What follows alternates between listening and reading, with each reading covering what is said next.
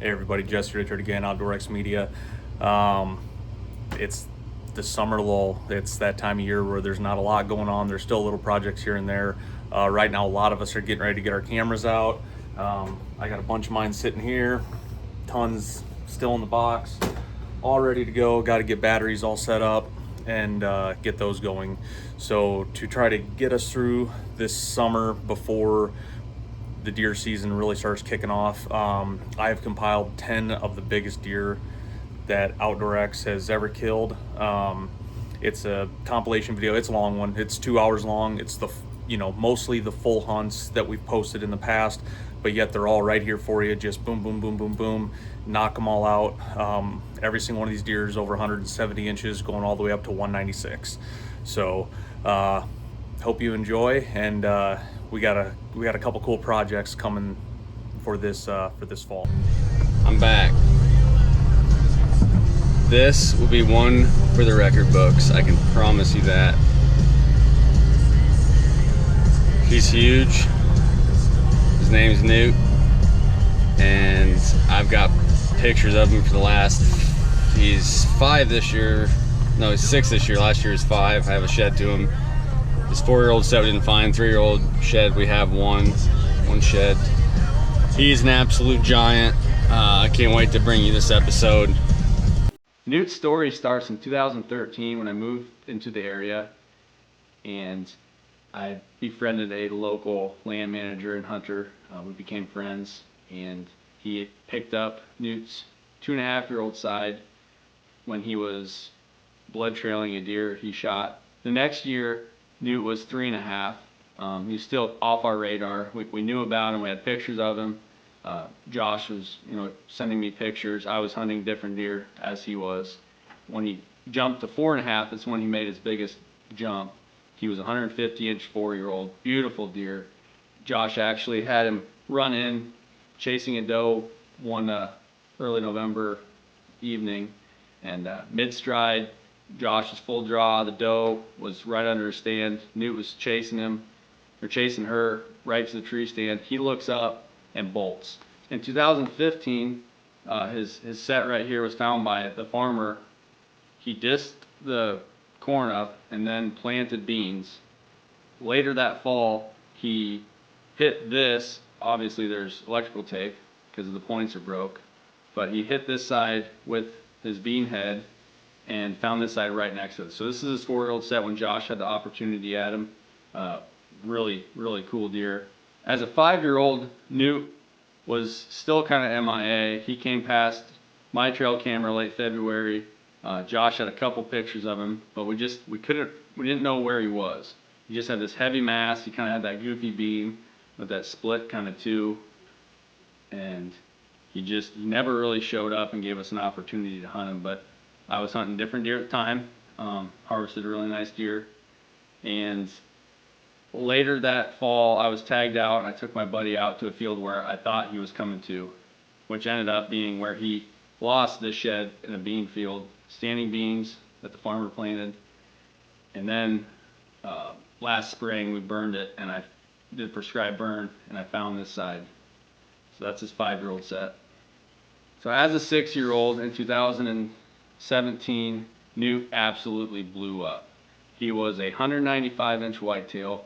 I couldn't sleep at night. I had pictures of him nearly every night coming in out of a standing cornfield. So I got permission. We planted food plots. We did all that jazz. And early October, one of my friends was here harvesting some does with some doe tags. He killed his does and then came sat with me that Sunday. And wouldn't you know, he walked by.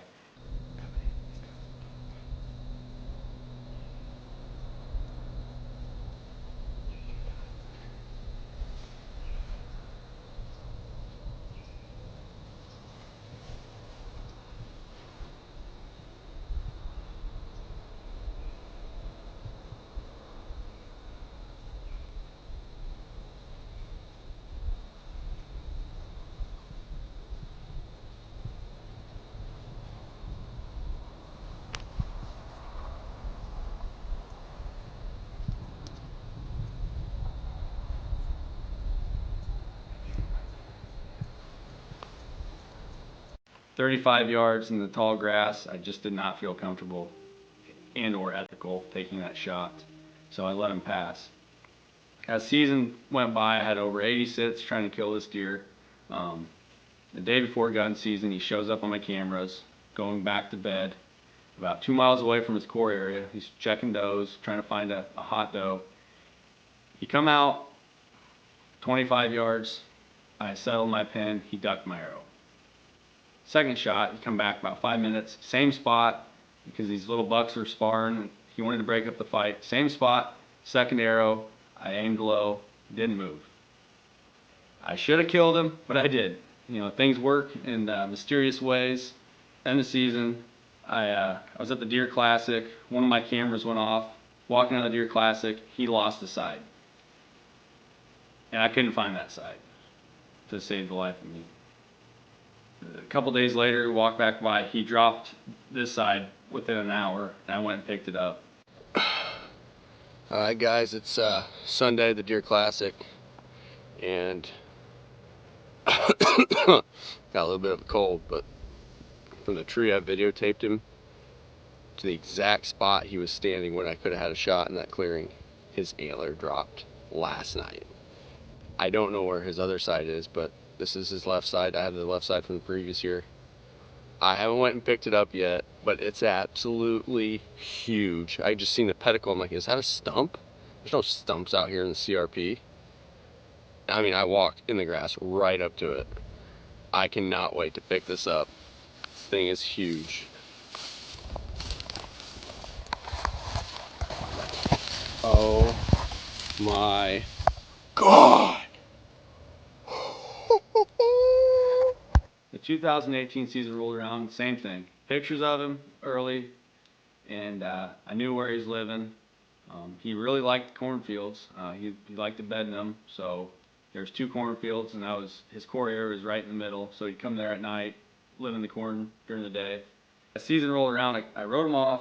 I hunted other deer, had a couple really nice deer to chase, and a day before early muzzleloader season, it was Friday night, and I got pictures of him coming out of the corn. So I went and hunted Saturday morning in the middle of the farm, checked all the cameras on the south, never showed up.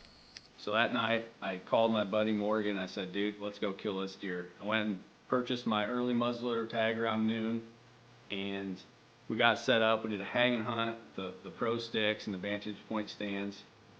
And I told Morgan, I said, right at dark, or 20 minutes before dark, before the legal shooting light was up, he was either gonna do it or not. Last night, I'm sitting at a different farm, and wouldn't you know it, the deer I want to kill steps out here 4 minutes before the legal shooting lights up. So he was in the area. We're gonna try to get him killed tonight. I went and got my early muzzleloader tag. That's why I got the orange on. So yeah, Morgan got the camera.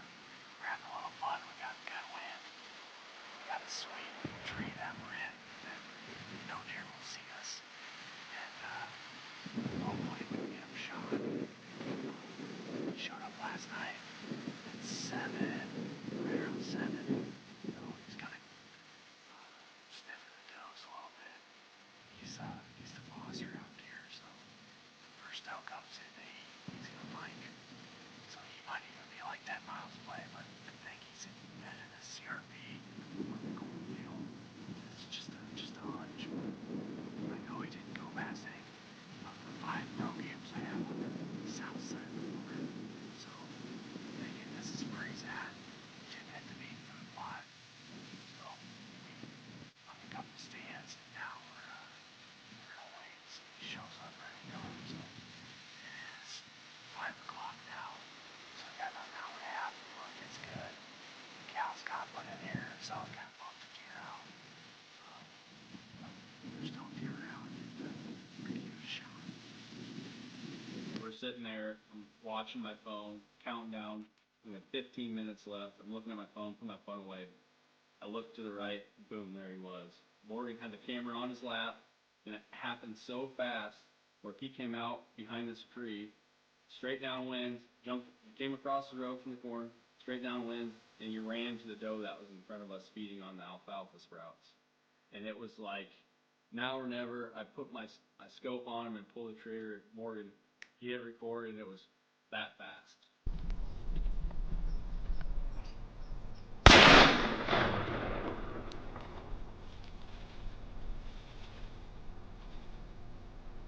As he ran over the hill, I second guessed myself. I missed him 3 times before, and I looked at Morgan and I said, dude, I missed. I missed at 50 yards.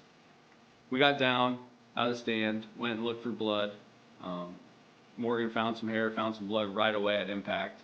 So we backed out, went back to the house, watched the footage, and called my buddy Josh up, who also was, sharing the pursuit of this deer with me. We walk up to him, and his head's kind of laying down in the grass, and it was a sight that I've been dreaming about for a long time. And here he is. He is an absolute stud. His bases are just huge. All started out in the summer. I have had permission on this farm for multiple years to bow hunt it. I've had a couple stands, had some good deer on camera. I just didn't hunt it that much because the access was so hard. I had to park on the highway, and this landowner, I'm not allowed to drive anything, no four-wheelers, nothing like that. So to get to my stands, I had to walk through a lot of CRP. And I felt like I was bumping deer. I'd only go in when things were perfect, and nothing ever panned out. So after going through a bunch of different maps, topos, I realized that there was another access on the north end of the farm. Double checked with the landowner. He said, yep, that's where it is. I said, okay, great. So going forward into last year, this opened up a whole new just set of options, honestly. Different side of the farm I could hunt, easy access. So I went in, put up a couple cell cameras, and just waited. It took about a month before I really got a good deer on camera, and it was at the end of September, and I said, okay, now it's time to go in and hang a stand. I had already known kind of the general area where I wanted one. So I brought in a set of sticks and a stand, carried them in there where I wanted to get right by the camera. I couldn't get to. There were no trees that really worked.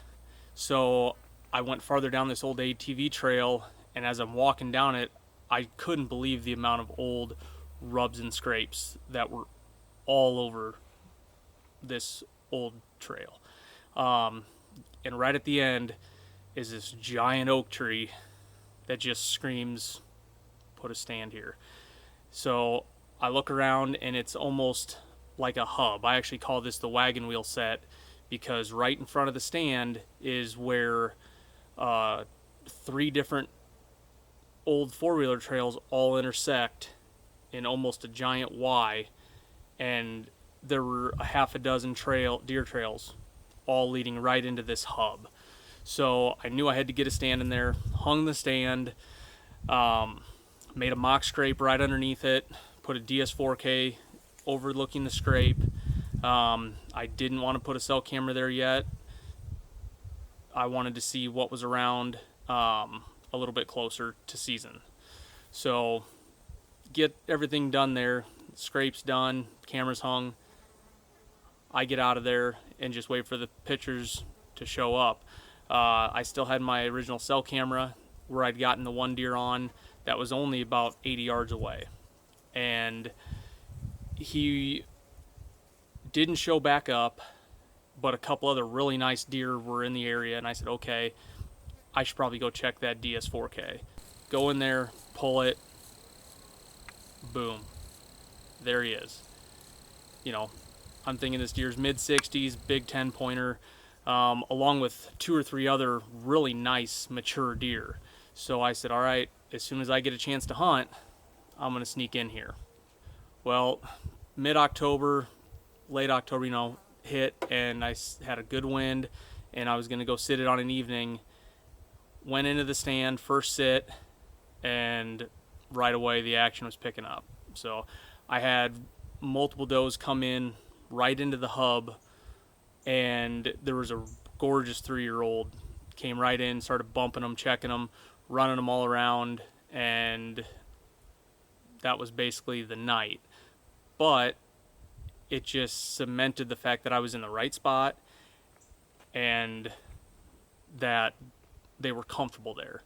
So I hunted it a couple other times, once in the morning and once in another afternoon. Saw some deer, nothing I wanted to shoot, and I just decided to kind of stay out of there. It was getting to be that first week in November, and I was having my cameras blow up on some other farms with some really, really big deer that I was trying to go after. So I let that farm sit. So fast forward to November 13th, and I'm hunting a different farm, and middle of the day, cell camera goes off. It's that big typical. I'm like, okay, great. I'm hunting over here. I can't do anything about it. The next day was Sunday, the 14th, and I was burned out. I'm sitting at home, and it's Sunday. I'm like, I'm just going to watch football, not in the mood to hunt. And my wife decides to take our daughters to her sister's up by Clear Lake. So they leave about 10 o'clock, and I'm like, that's fine. I'm just going to chill here, watch some football. And like 11 o'clock, 10:30, 11 o'clock, cell phone goes off. I look at it. It's that farm. I pop it up. Here he is with a doe. First picture's a doe. Next 2 pictures are him walking past.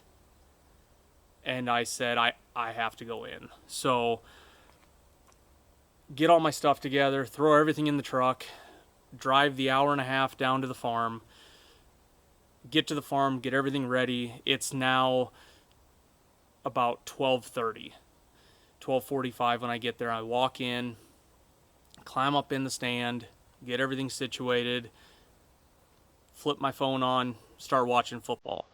And it didn't take long. I heard something running. I look up. Here comes a doe. And right behind her, here comes the buck back. So the doe goes running through the 2-track at about 40 yards, comes over to my right, and is down in the bottom. And I'm like, okay, he's going to go right where she is. So get the camera turned on, get it turned right there. Here he comes, go back to full draw, and he turns right into the lane. So I'm sitting there at full draw, waiting for him to open up and follow his doe, and he doesn't. He starts walking down the trail right at me.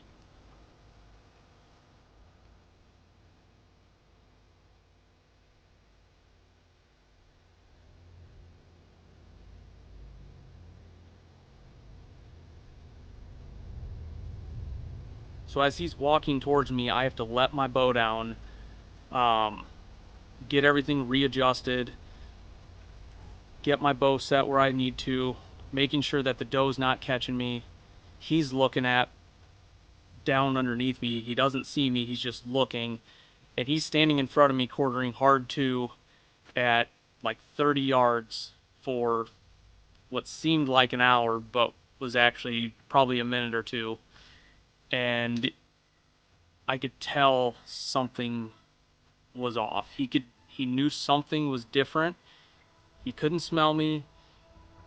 He maybe heard me moving or could see me moving, but he knew something wasn't right. And you can tell with these big deer when they're getting ready to leave, and that's what he was doing. He started to backpedal a little bit. I drew, got him to stop in the exact same spot that he entered. I knew how far it was, settled the pin, and released the arrow.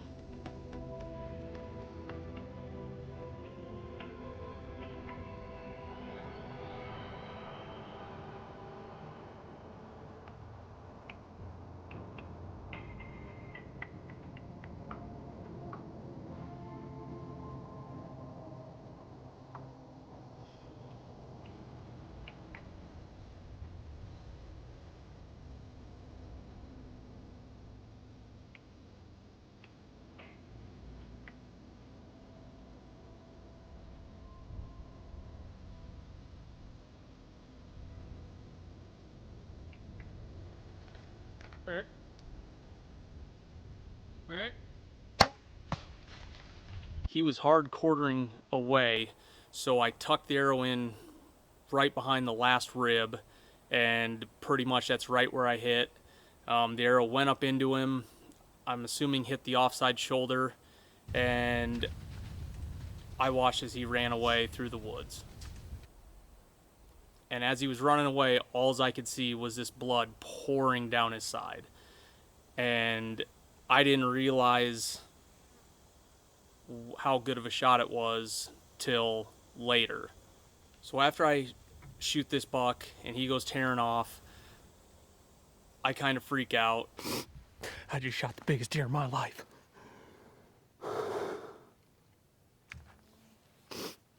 I hit him back, but he's bleeding like crazy. I'm calling a couple buddies. Nobody's picking up their phone. I mean, I just killed the biggest deer in my life and nobody's answering their phones.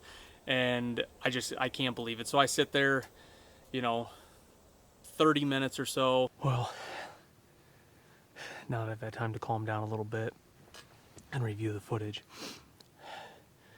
he was quartering away pretty hard, and I tucked it in right into the liver, and it probably got up into the other lung. But when I watched him run away, and a little bit of the video I had, there was blood pouring down his side. So I'm just gonna pack everything up, give it some time, see if he kicked out the arrow right away. I couldn't tell. He hit a tree and it looked like the fletching moved, but he's definitely a dead deer, and he could be dead right now, but I'm just gonna give it an hour or so, pack up my stuff, just kind of see where he went. And there's an opening probably 100 yards up here that I'm probably going to walk to, and he ran past it and just glass and see if I can see him laying there. Otherwise, go head to the truck and just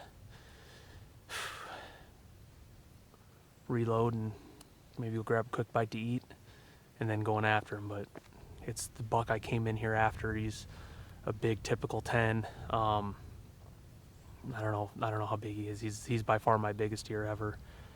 And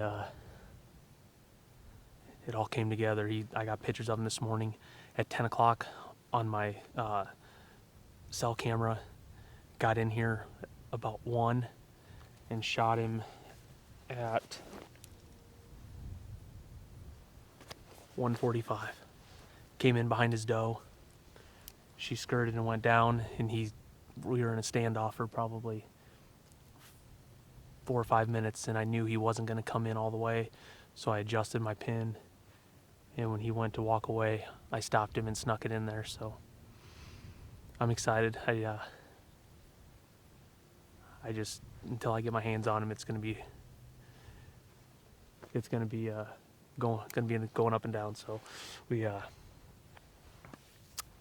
get my stuff together and go look. Obviously had gotten lucky and hit that artery because the amount of blood at impact was absolutely insane.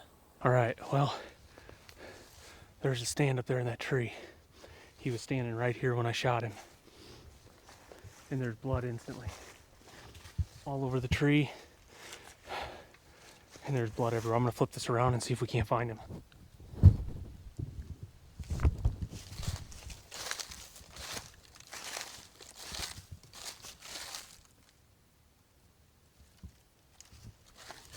So I get on the blood trail and start following it, and it's just a carpet. I'm walking at this point, not even having to look down or go slow. I'm just following this red trail. And I get through the timber, get into this open CRP field. It's, this farm is 500 or 600 acres, and 80% of it is open CRP, and he runs right in the middle of the CRP. Well, I've gone maybe 80 yards since I hit him, and it's spraying all over. It's just got out of the timber. I'm in this grass. A lot of it's been mowed, and it's just spurt, spurt, spurt, spurt, spurt. So I'm just gonna keep following it and see where it leads. So I'm following the blood trail. I get out in the open, and the sun hits his antlers, and I can just see him glowing, and he's laying dead out in the middle of the field, and he ran maybe 150 yards. Just found him. Antlers shining in the sunlight.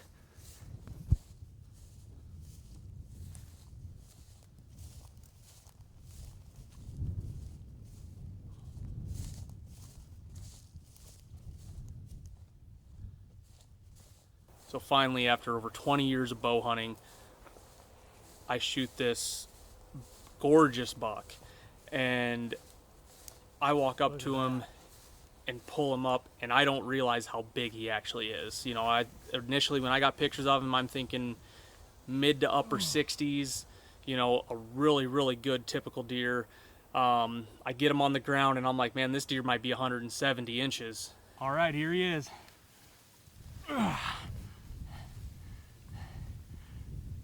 What an absolute giant deer. Biggest deer I've ever killed. Main frame 6x6. Little kicker on his 2, trash on his brows.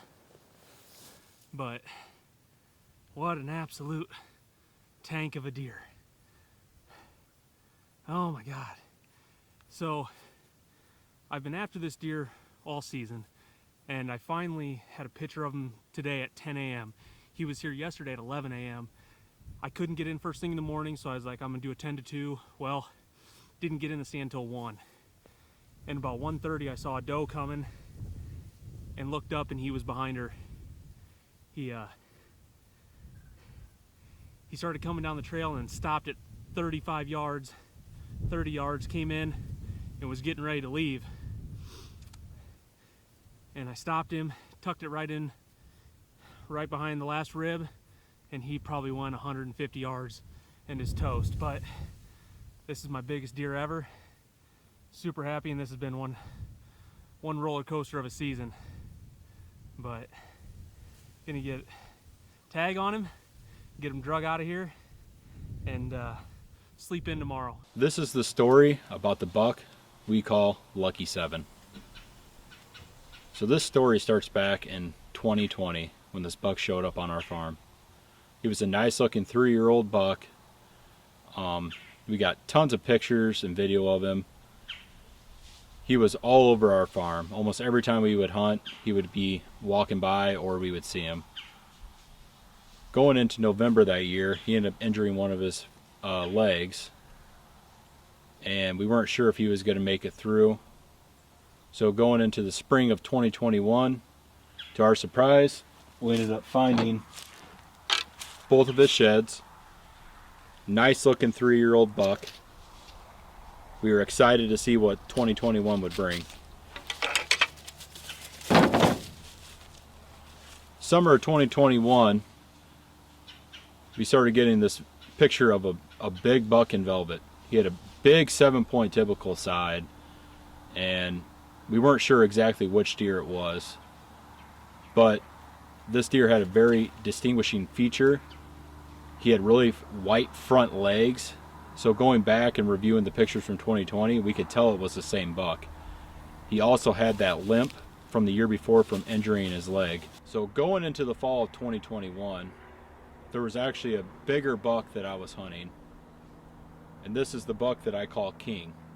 So just a quick view of him. Here is what I would think would be his 3-year-old shed. This was his 4-year-old set.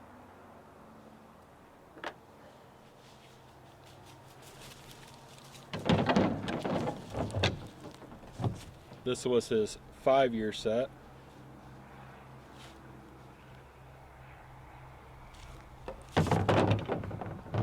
And this is the kill buck.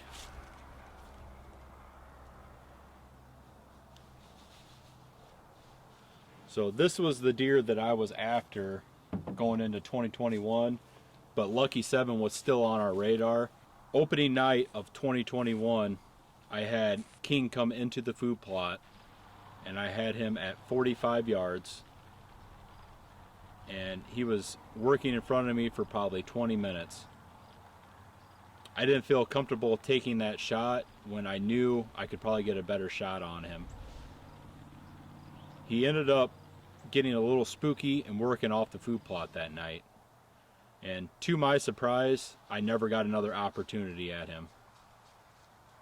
The neighbor was lucky enough to kill him during shotgun season, and he ended up scoring 196 with a couple broken points. The neighbor was very nice and let me get a reproduction rack done of the deer since I have so much history with him.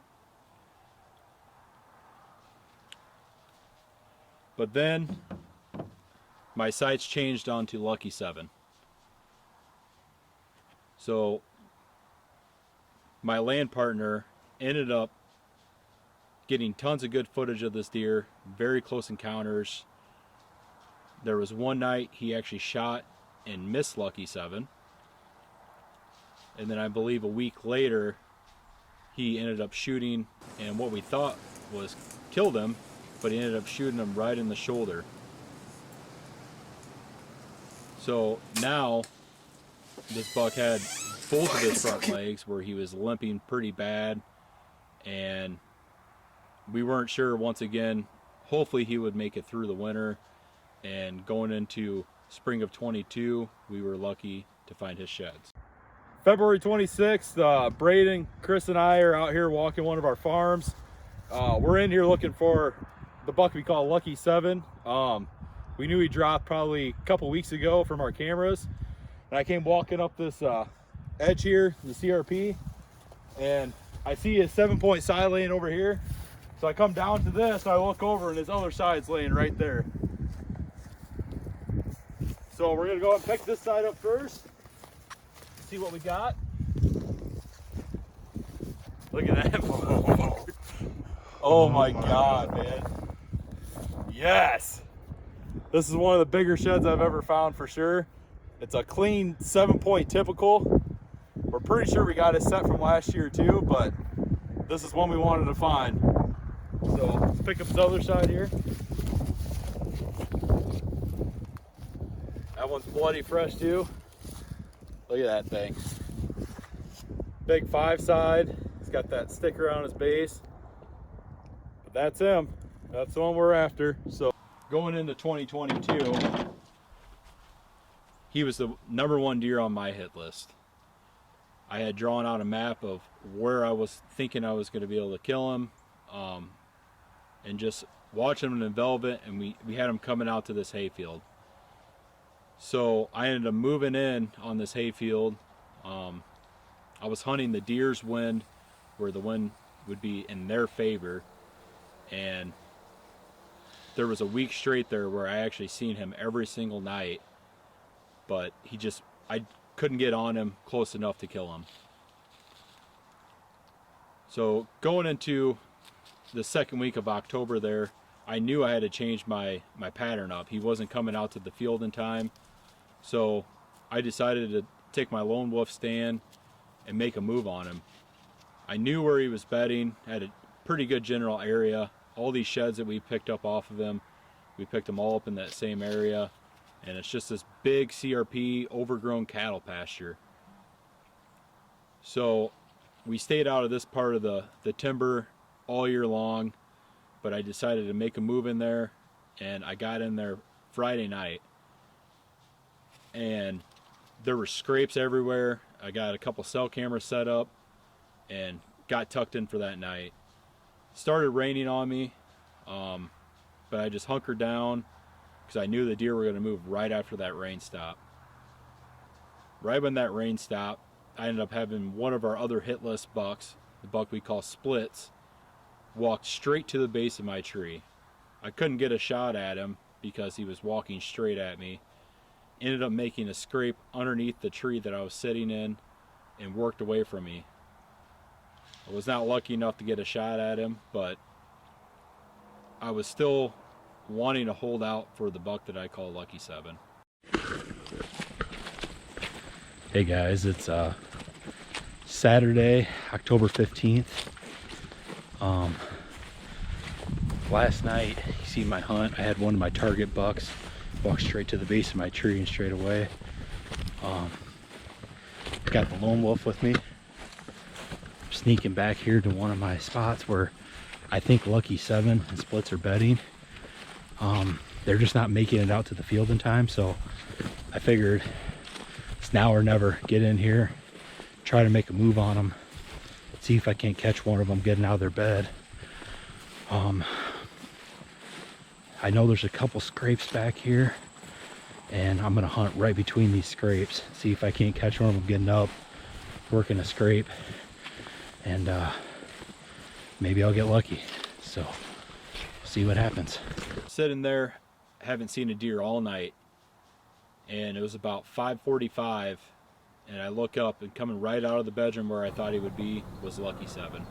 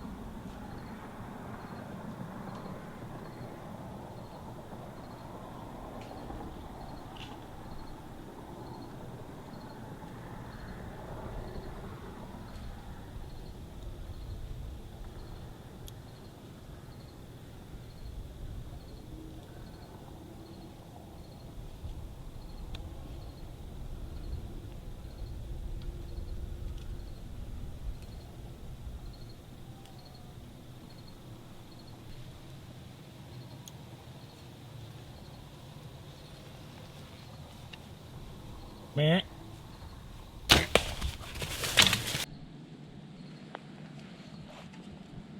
Meh.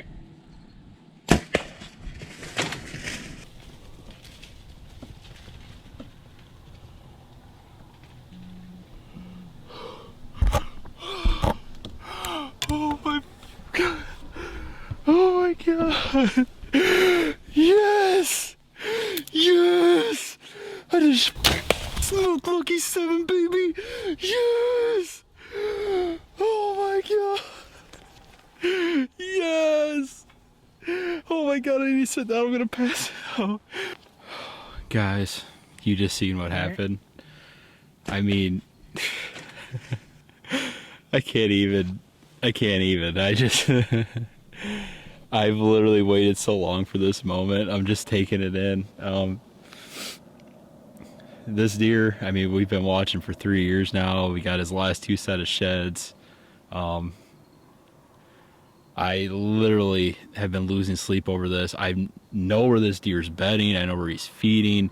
I've been waiting to move in on him, and I decided last night was the night. I needed to get in here and get on him with, I mean, a couple weeks here. I just didn't know what was going to happen, so I decided to make the move. Obviously, you've seen what happened last night with the other shooter, and thank God that happened, because this was our main target buck on the farm. I just can't believe it. It just seems too good to be true. I mean, literally everything was perfect. I tried my best with the film. This was my first like self-film here.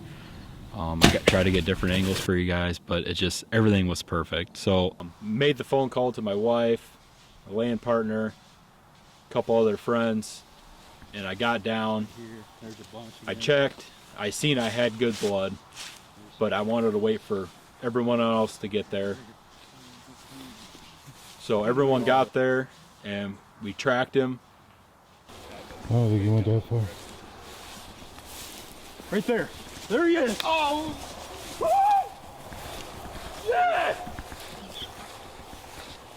Oh my God!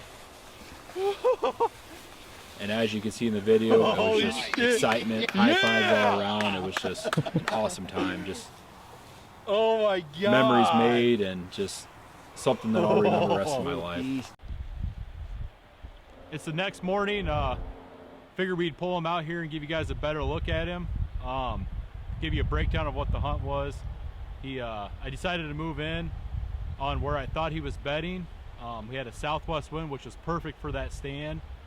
And he ended up coming in, working a couple scrapes in front of me.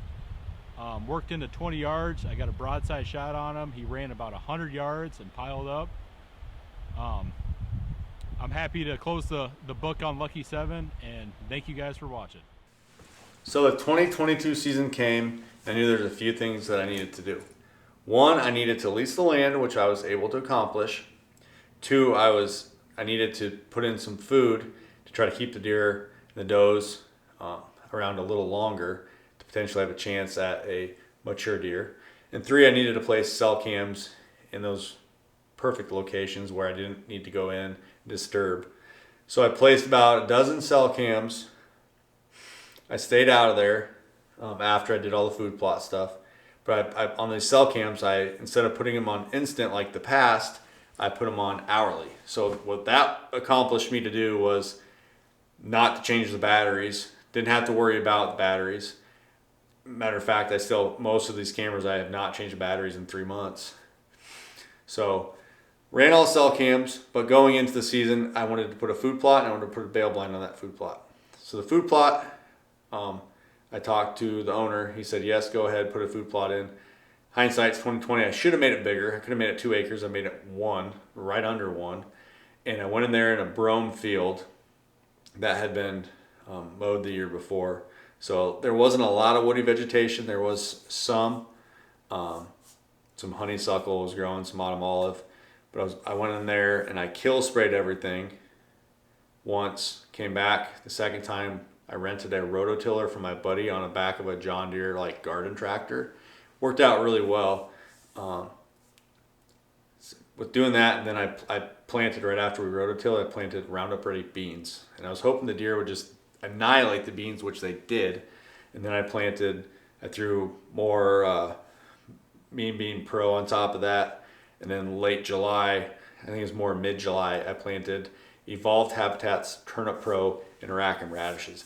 The deer absolutely hammered these things. And here's a few pictures to show you just how well they worked. As you can see, this deer, he was the second on my hit list. He was daylighting in this plot all of September. He loved the turnips. I had one instance where I had Carlos on the turnip plot that I know about. Looking back, I should have had more cameras on that plot. I only had 2. But going into the season, I knew I needed to kill Carlos or have an opportunity before October 8th, because the year previously he took off and came back across the river to his little safety zone. So the first hunt for him was on October 1st. We had a cold front come through, and I sat up in the tree stand kind of where he was frequenting, where I had a lot of trail camera pictures of him and some sweet video in the summer of him walking out into the beans, eating the beans, hanging out with the bachelor group. So this is his summer core area, and he transitions to the fall across the river. Very few people hunt in this area. I'd say it's probably 600-700 acres. We got a lot of private stuff around it, but I don't know that too many people knew about him. But what I do know is I needed to get a crack at him before October 8th. So October 7th came, and we had a couple things going for me. The corn was kind of coming out to the north where I thought potentially he might be, because he liked the corn, as big bucks do. They like living in the corn because of safety and because of the food source. There's waterways through there. I mean, he could be laying up in there, and that's exactly where he was. But I didn't know that 100%. I thought he might have transitioned back because it was a 7 to 8 day cycle that he would do. He started to do once he hit that kind of that almost fall range.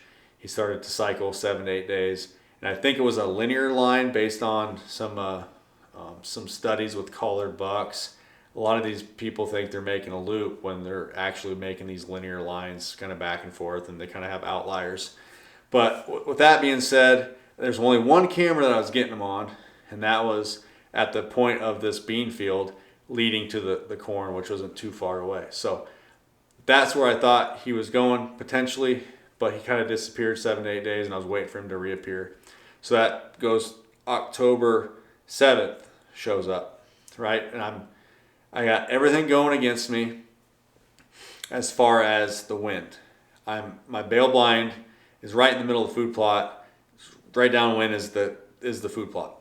So I needed to do a few things to, potentially have a crack at either the Big Ten or Carlos.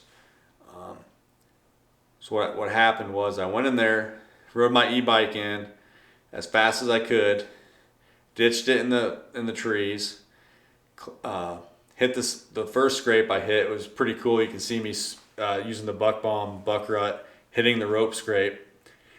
I walk over, set up the GoPro in front of me, and then I hit 2 more scrapes with this buck rut. So I wanted them to smell that instead of me.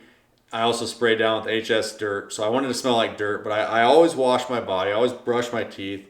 It's one thing a lot of people don't do is they have dragon breath, and I use dry wash. So get out in the blind. Hey guys, it is October 7th, and I'm sitting in the bale blind for the first sit this year.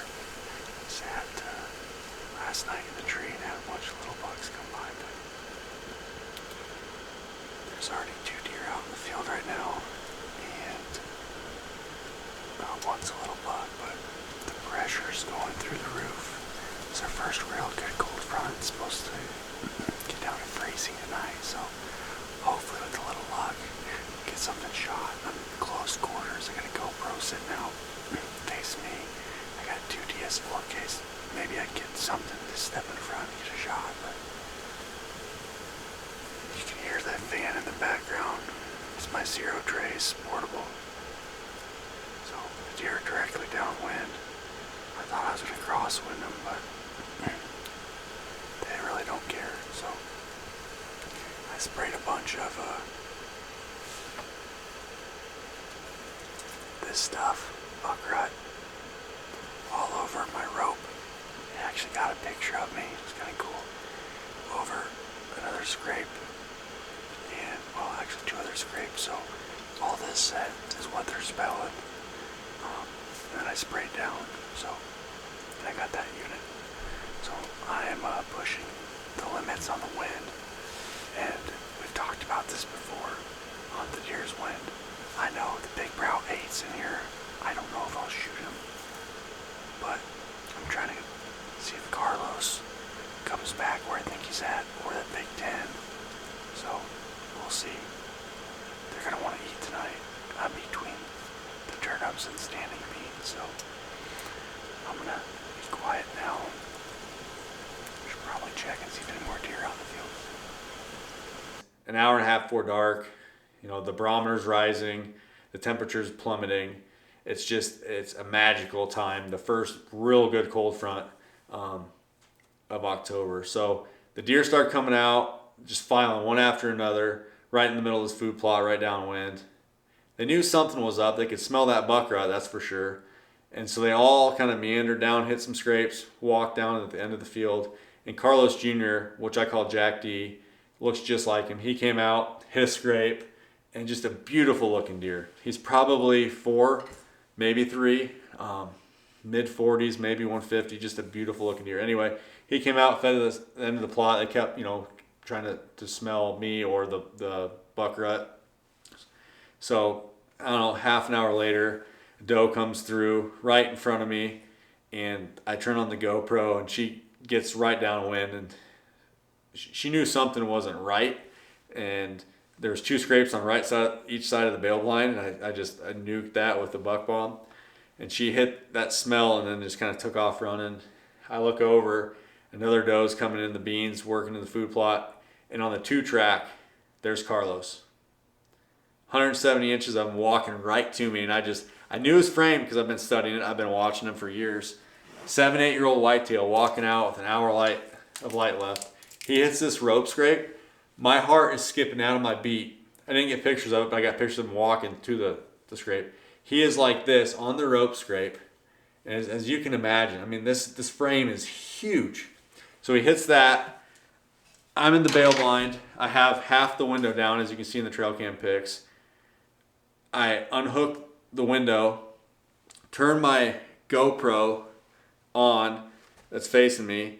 I turn my camera arm that direction, because I'm thinking I'm hunting a 160-inch 10-pointer, and Carlos steps out, right? October 7th. Turn my camera on in that general direction. I should have zoomed in a little bit, but at that time I wanted to get a shot. As soon as he hit that scrape, he started paralleling me, so that scrape was 30 yards. I drew my bow back, and I got my stabilizer out after turning my little Tacticam 6.0 on, and I didn't stop him, which I'm glad he stopped because the blind was kind of shaking. So he stopped at 30 yards, and I let him have it.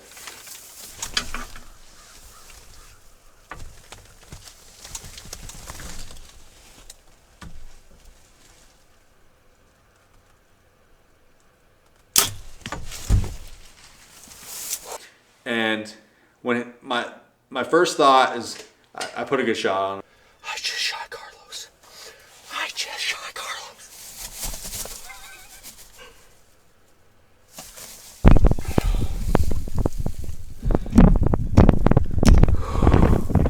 Guys, I don't know if I got that on film.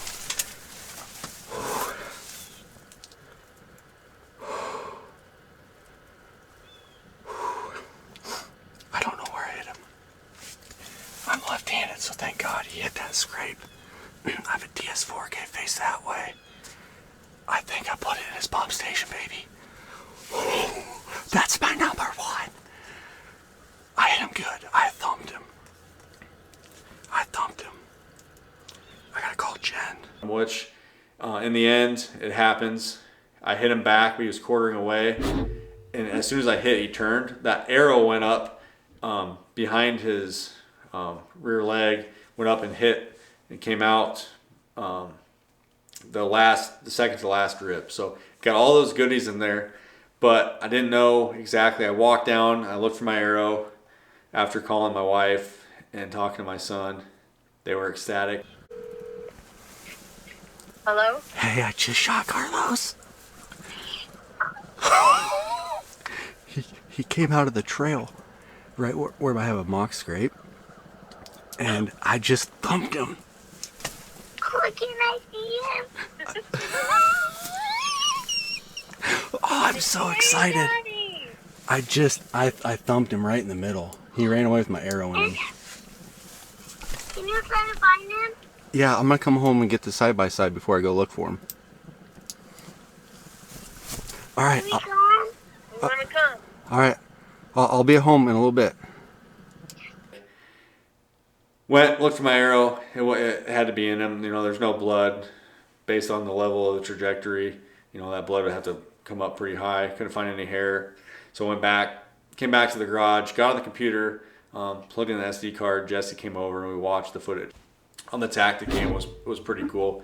The Tacticam is a little lower on the bow, so as you can see, there's some foxtail in the food plot.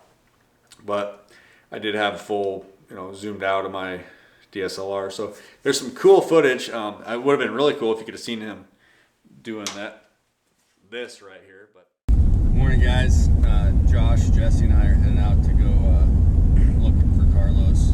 We put an arrow in him last night. I think it was kind of back, guts, liver, maybe one lung, but it stuck in the opposite rib.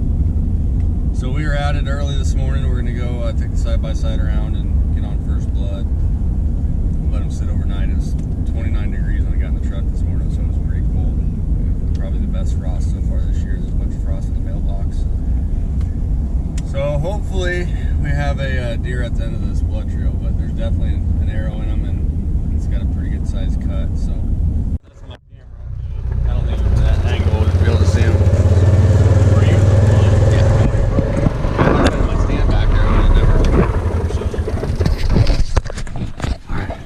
So we just got here. And you see the camera? I don't think it angled. Last night he walked out right here and hit this scrape. And I was in my blind, and I had the one window halfway down, I had to unbuckle it. And it was kind of the last ditch effort, but I hit him right down here. So Josh and Jesse are gonna help me look. We're just gonna take it slow.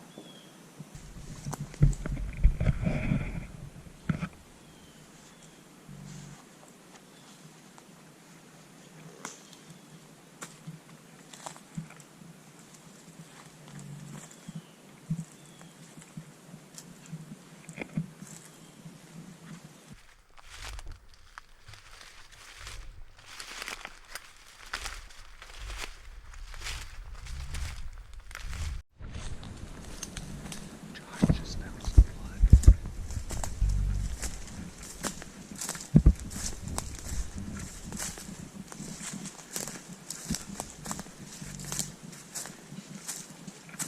All over.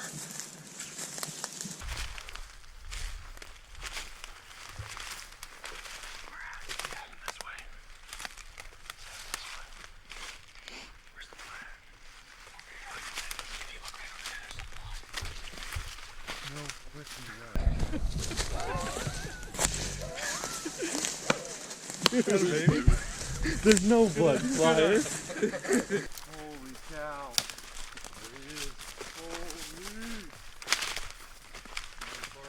Look how wide he is.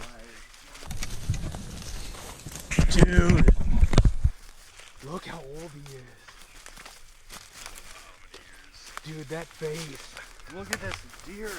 Oh my god. Holy. Look how wide he is. He was dead last night. He was totally dead last night. The arrow must be. Dude.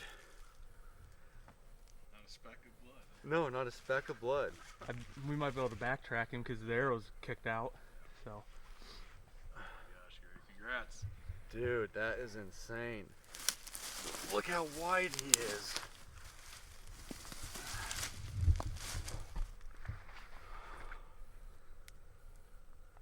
You gotta send those teeth in. I'm curious. It's insanely old. Oh my goodness. Well, we got him. He didn't make it very far. Matter of fact, I might have heard him crash yesterday.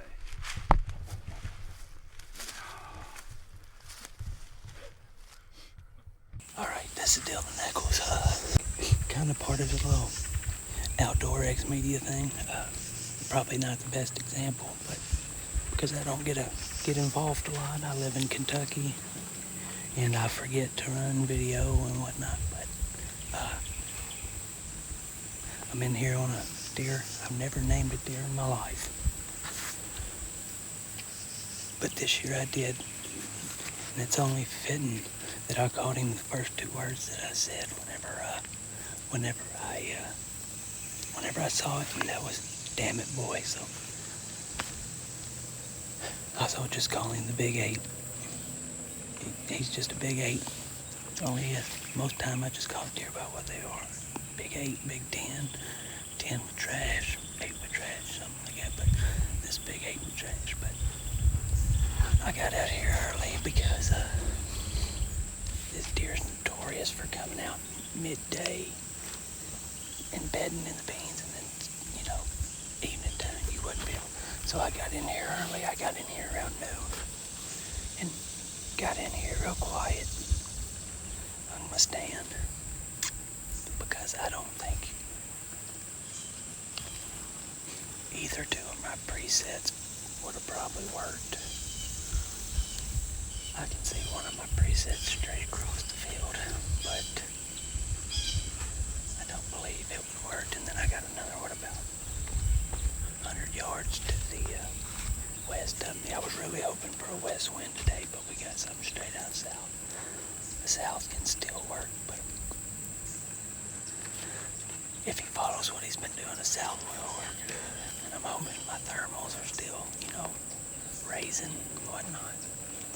If that's the case, we'll be good, but good luck to everybody. Shoot straight, kill a big one.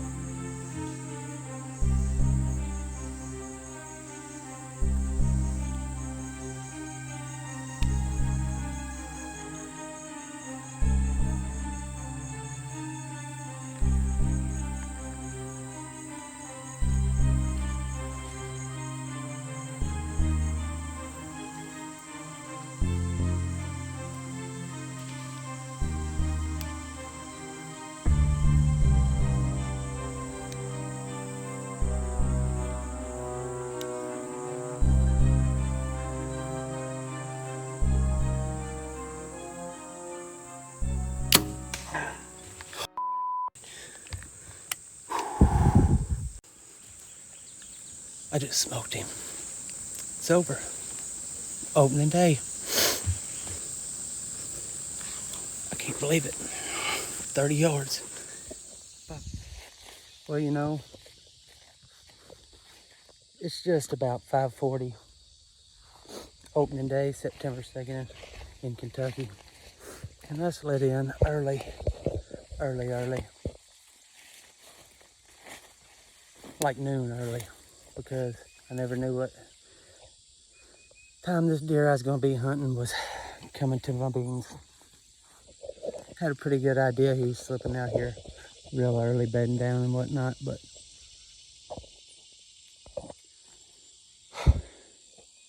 I just killed the biggest deer in my life. Shot some big ones. Lost some big ones. Never in my wildest dreams did I think I would pull this one out of my ass. I mean, I was being careful. I didn't come in. I didn't put corn. Come in, hung a couple sets midday, and every day I come out and hung sets, the son of a bitch was out in the field. Midday. So I was like, how in the hell am I going to kill a deer that is out here all day long? And then here closer to season, I was still seeing him every day out in these beans. But about 4 days ago, he quit daylighting. So I thought, because me and my daughter came and watched him. What would have been Sunday or Monday. And he didn't daylight the rest of the week. And then he was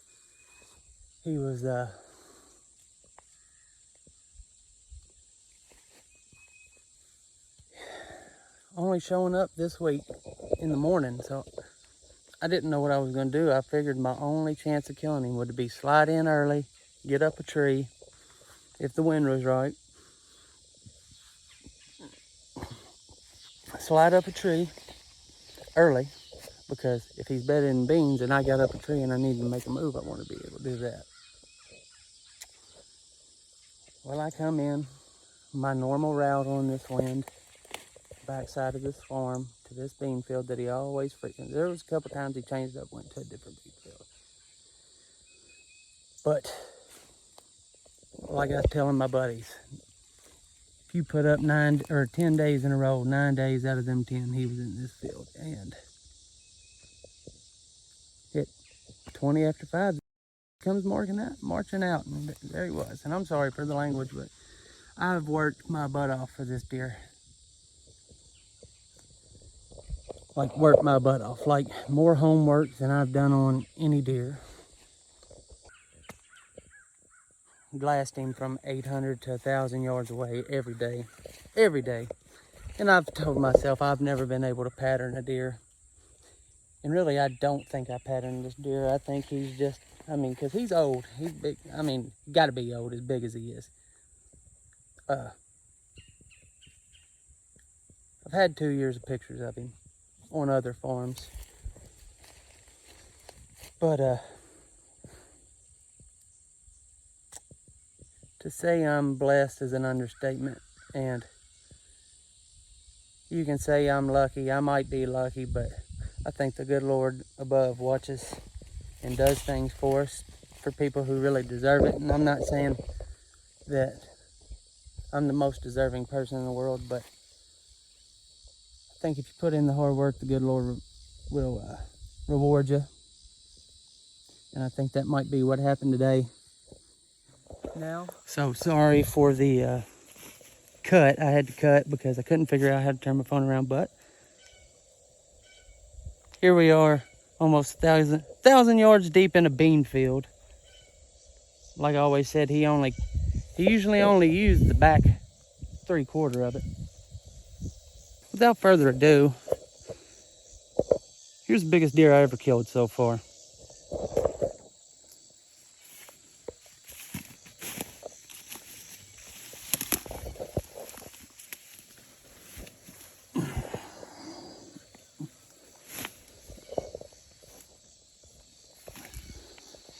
He's hard to get in frame, but I just had a buddy say he thinks he's going to be in the 60s. I think he might.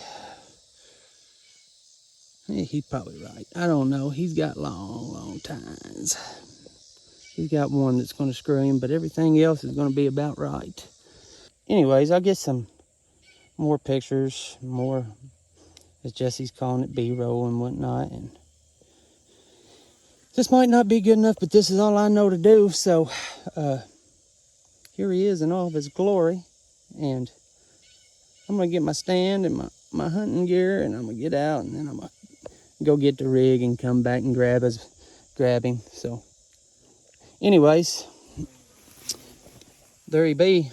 I knew he was a funky rack dude, but getting to see him in person is 10 times better. Hey guys, welcome to this week's episode. This is going to be the TW hunt, but kind of going into the season, I had a few goals in mind, and it wasn't to shoot my biggest deer ever, but it was to introduce my own son into the great outdoors.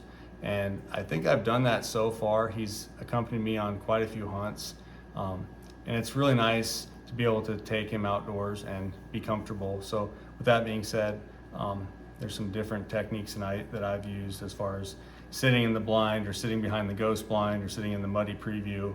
Gives him a different aspect. So in the muddy preview, he can look out and see everywhere. In the hawk blind, he can be kind of loud, be on his tablet, but yet watch deer, eat candy, snacks, what have you. But so yeah, going into this season, my goal was to introduce Jace, but yet try to get him his first deer. So we practiced in the off season shooting the BB gun, pellet gun, and then we rolled that into shooting the 350 Legend, which that's a great rifle for a youth hunter. It's on the AR platform, so it didn't really kick a whole lot. So yeah, taking my son on his first deer hunt, there's some factors that I needed to learn. He's only 5. He's really athletic. He can throw a football over the garage. He's a very good athlete already, but I needed to instill in him conservation factors, why we hunt, how we do it ethically. And was probably my biggest fear, was not being able to relay that information to him. But I think after the first hunt, he shot a deer, he hit it really low, just grazed it. And we had pictures of it the next day. So being able to have those cell cams and say, hey Jace, here's that half rack that you shot, the little forky. He's okay. but this is where we shoot the deer. This is where we aim. And then the next outing, he shot his first doe, and that was pretty cool. So if you guys haven't watched that video, maybe Jesse can throw it in this one. But so he shot his first doe, 350 Legend. Season was rolling in, and I had TW to hunt. Hey guys, it is almost August. July is almost over. I got a few cameras out. I got about 30 more to put out. The spot I'm going right now is where I got pictures of TW and TD. We're gonna go throw a camera up, weed whip around it so don't get any false triggers, and then go throwing up on the other side of the road. I'm out of breath. Which, going back, the first pictures that I got TW this year was during a golf outing. And I was golfing with my buddy Terry. He was in the next cart over, and I got pictures at, like, I think it was 11 or 12 of this deer coming through, and he was large. I put a kind of a game plan together in the back of my head to spread some cameras on multiple different properties that I hunt, to try to keep an eye out for him, to see if I could just put myself in the hot seat and try to be in the game and be in the section that he's actually in. Because last year he was just rogue. I mean, he would be in one section, then he'd hop to the next. You never get him twice, and he was always chasing tail, which rightfully so. He's a 4-year-old. He was, you know, chasing tail pretty hard, but when he turned 5, he kind of did a 360 and slowed down, at least on my cameras. So I got pictures of him throughout the entire summer. After that, like July, I think it was mid-July, that's when the golf outing was, so he was still growing a little bit, or maybe it was early July, but anyway. So I got pictures of him all summer. I had, you know, kind of a wide net out of cameras, and I threw together a game plan, but come September 24th, he disappeared, and we don't know where he actually went. I have a friend that hunts another piece that said he jumped him.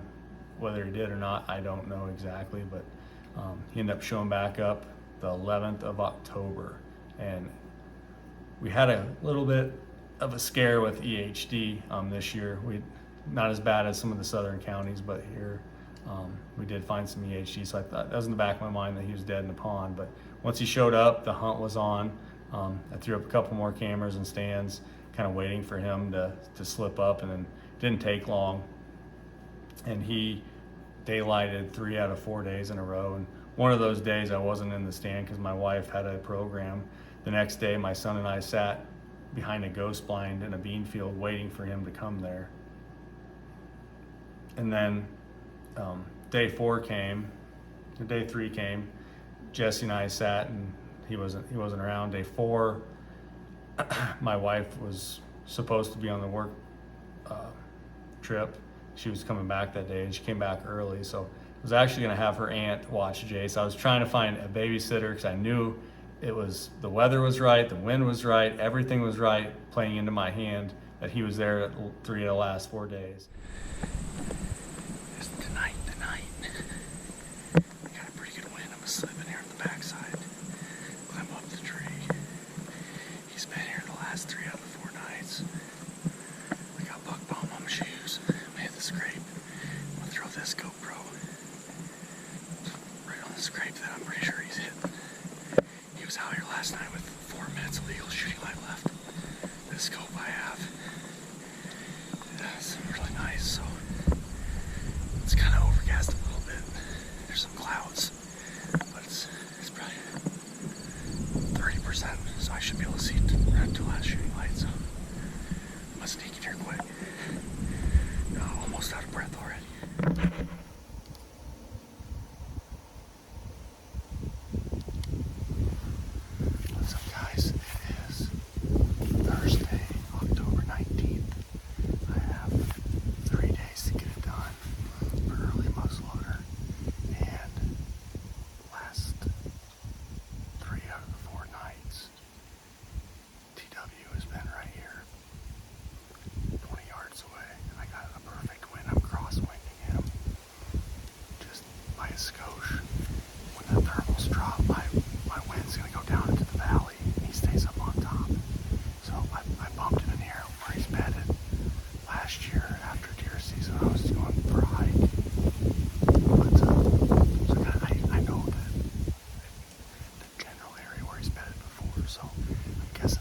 he's at. That's kind of where he's been coming out, pretty close to last light. The first night he showed up,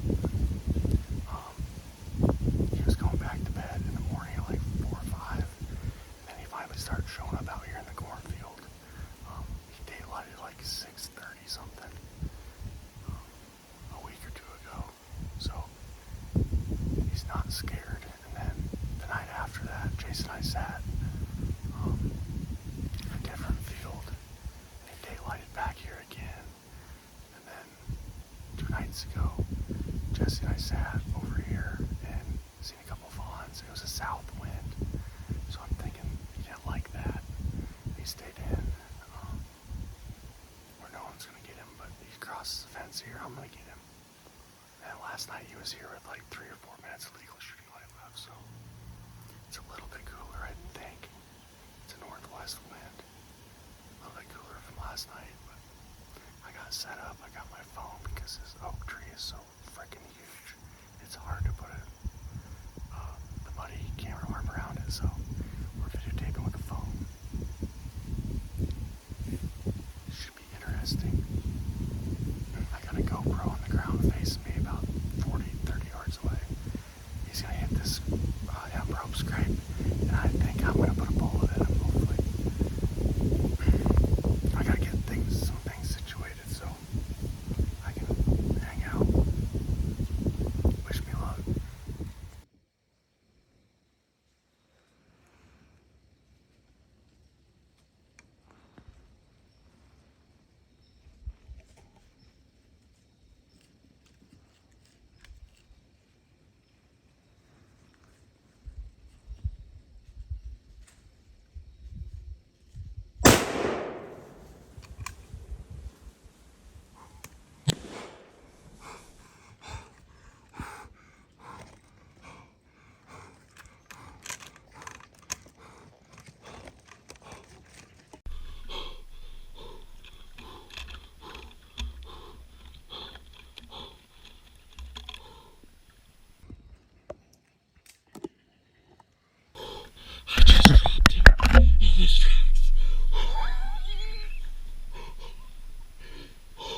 The smokeless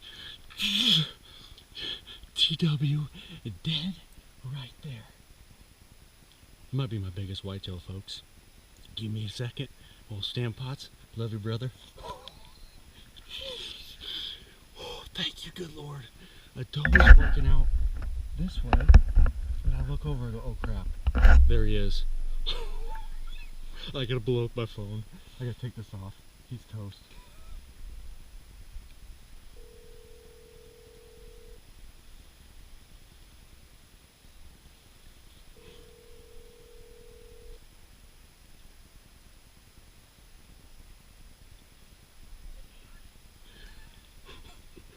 I killed him. You killed one? The big one. Oh my gosh, let's go. Oh my gosh, is that your biggest fear? I think so, buddy. Alright, I'll come get you, okay, bud? Okay. Alright, love you, bye. Good job, babe. Thank you. Dude, on video, with the other GoPro running, in the field, on my phone, and I dropped him in his tracks under the scrape. That's awesome, man. What's up, guys? He's done. Dumped him. Look at this thing. Oh my goodness.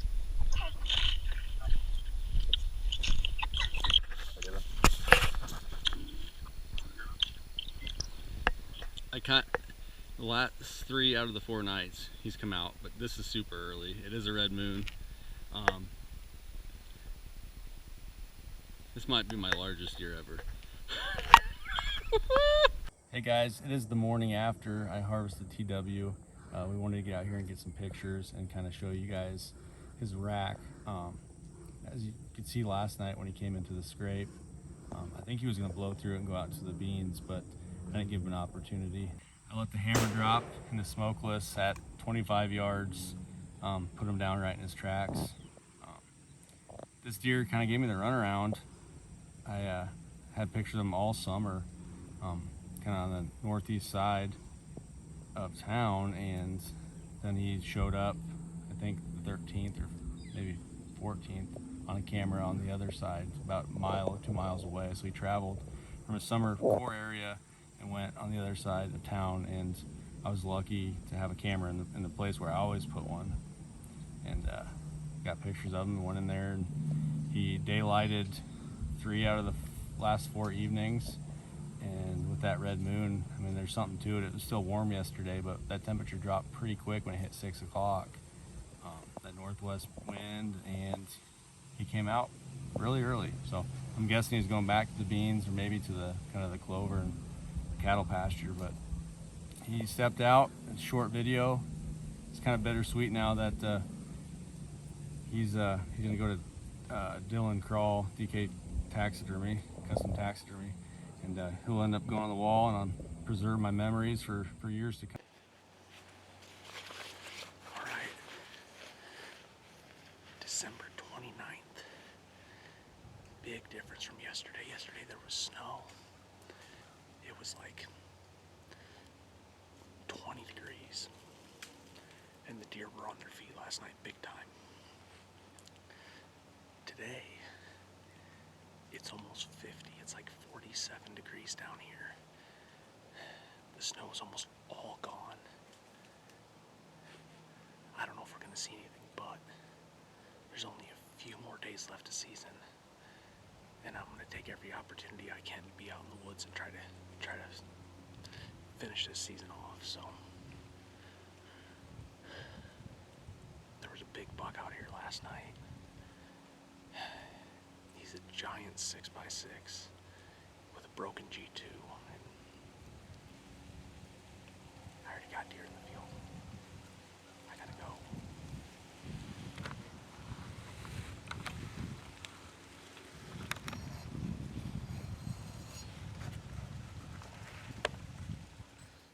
Well, I guess I'll just finish my interview on my phone. So, right after I got done setting up, I was doing my pre-hunt interview with the big camera, and I looked over and there was a little buck across the field. It's only like 80 yards. So I don't know if he saw me or what, but I was able to sit down, and he kind of walked up and away. But if you were ever wondering, turkeys don't like blaze range. I had like a group of toms that are in here every day come up to the top of the hill, and as soon as their heads crested and could see me in the tree, they putted their heads up and turned around and laughed. But I'm not gonna lie, it's warmer than it was yesterday, but today feels awesome. It just feels like tonight's the night that it's gonna happen. I just need one of these 3 or 4 bucks to show up. So hopefully either the giant typical, the really wide 8, the big 10, or there's a couple bonus bucks that have showed up that I've had on camera, but they just recently came back to the farm. So there's a solid 4 or 5 deer I'd kill. So hopefully one of them will show up during daylight. They've all been out here at night, except for that big typical. He was here last night during daylight. Well, I'm gonna use this GoPro for my interviews because the big camera's all the way up there, and I think my shot's gonna be sitting down. So got a 1.5-year-old buck out here, 6-pointer that's out here all the time. Just hit the field, and it's not even 4 o'clock yet. So, man, like I said, I got a good feeling about tonight. Just hopefully I don't screw it up.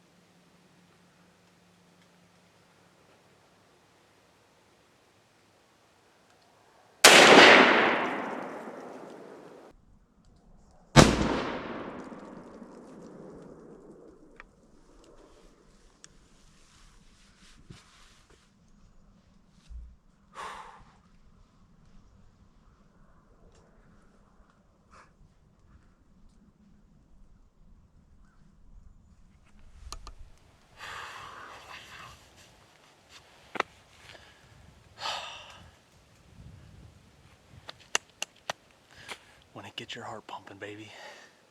It is 4:04. I just had that little buck come out. And he fed away, and I was just kind of glassing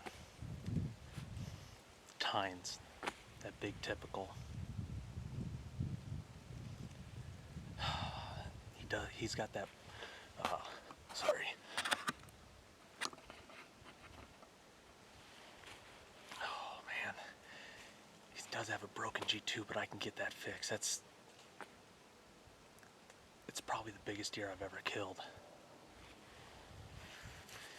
He fed up to the top of the cornfield, and he was standing there at 75 yards, and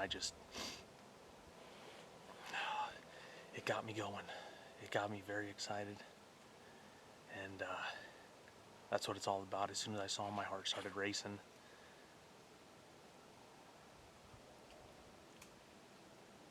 And I just got everything ready, got it all set up, squeezed the trigger. I'm 99% sure I absolutely smoked him and then heard him fall. So I'm gonna watch back the footage and see what we got. Well, I'm climbing down. I'm pretty sure I don't need my gun, but I'm gonna bring it with anyways. I just trimmed this spot out today. It is so thick and nasty.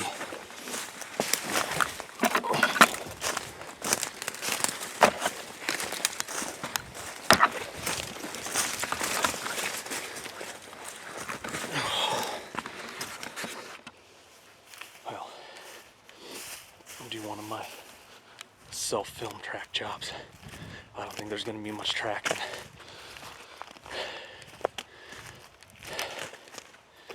He came out right there out of that corner that he's done the last 2 nights. You can see the setup behind me. Right there, you can still see the red in the tree. That's my shooting stick. He was right up here on top of the hill, not even 75 yards away. And I thought I heard him crash, but you can never tell. I replayed the video. There he is right there. He's in the timber. Oh my God. He's a big deer.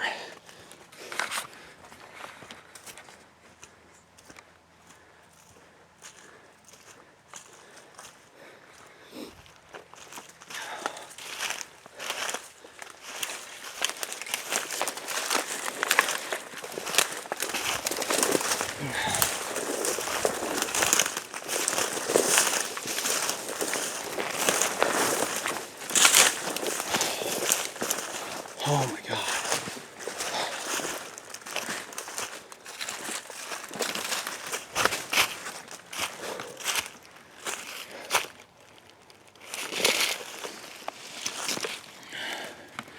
What a giant.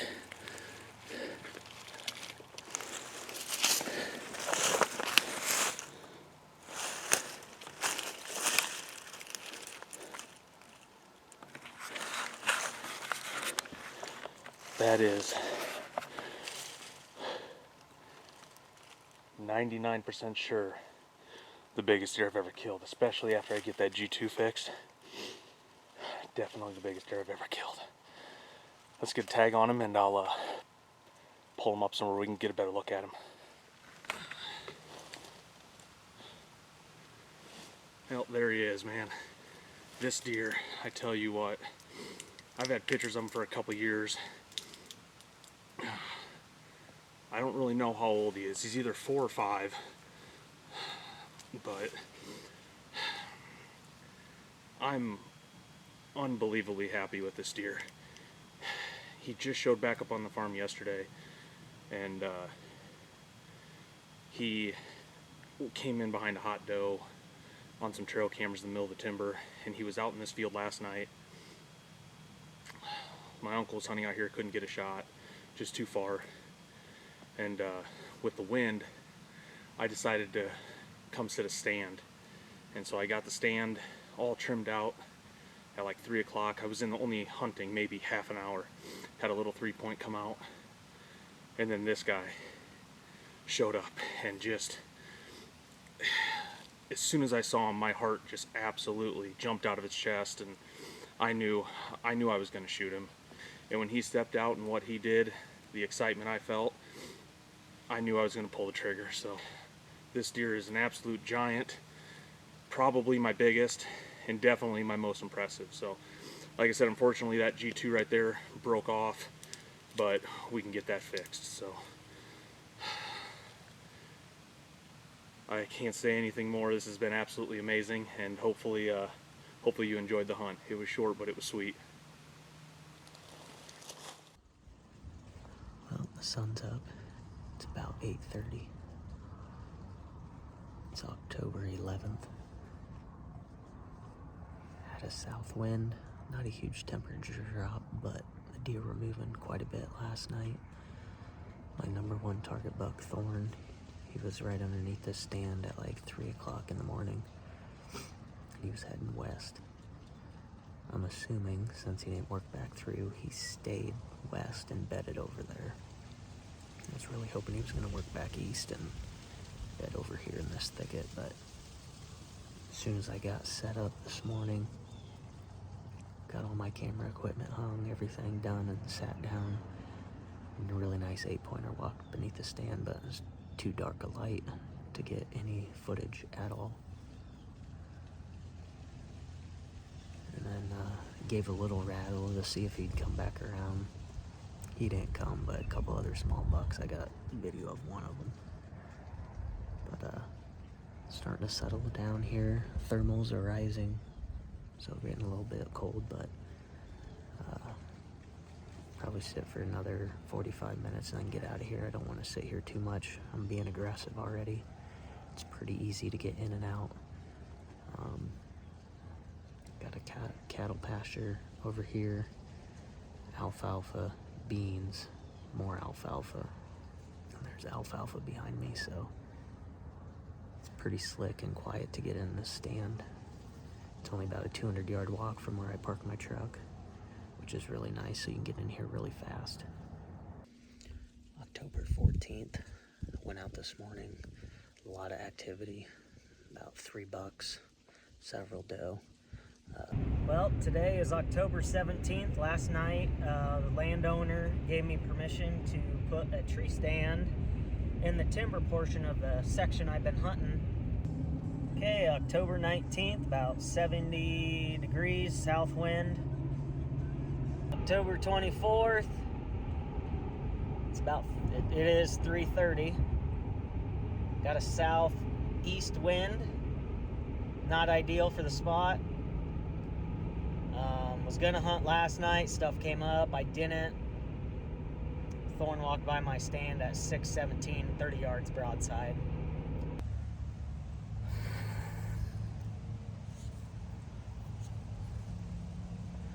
October 28th, 3 o'clock.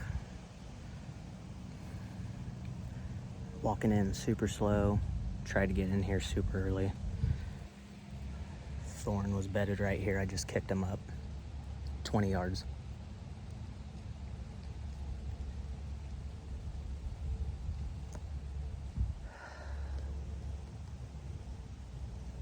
Man, that is a kick to the gut.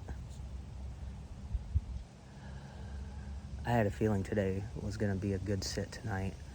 I had a feeling I was going to see him. It's not the way I wanted to see him now.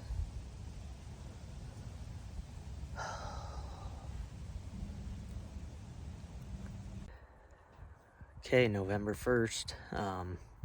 Totally spaced it off last night with the freeze.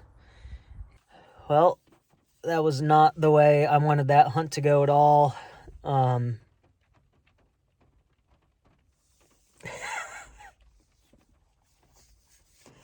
I got in there about 2:30, 2:45, 3 o'clock, something like that. I can't remember now. Walked in there nice and slow. Soon as I got up in my stand, I seen a buck staring at me 40 yards away. I seen another rack, so I binoed it. It's Thorn at 40 yards.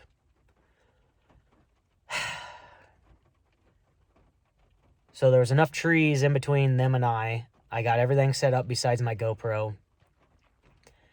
tried grunting, tried doe bleating at them, nothing. Seen they bedded down because they weren't necessarily, I guess they weren't bedded when I was walking in. They were kind of over to the north a little bit, and then they worked away, and then they bedded down 40 yards away, upwind. Again, I grunted, doe bleated, kind of did a in heat doe call, nothing. And then about 10 minutes goes by. I'm like, well, I seen the 2 smaller bucks that were with them work off, so I'm like, well, maybe they didn't bed down because I couldn't see anything with my binos or nothing. So I grab my rattle rack and I slap them together decently hard, and then about 2 seconds, all of a sudden I heard a and I seen Thorn 30 yards staring right in my direction.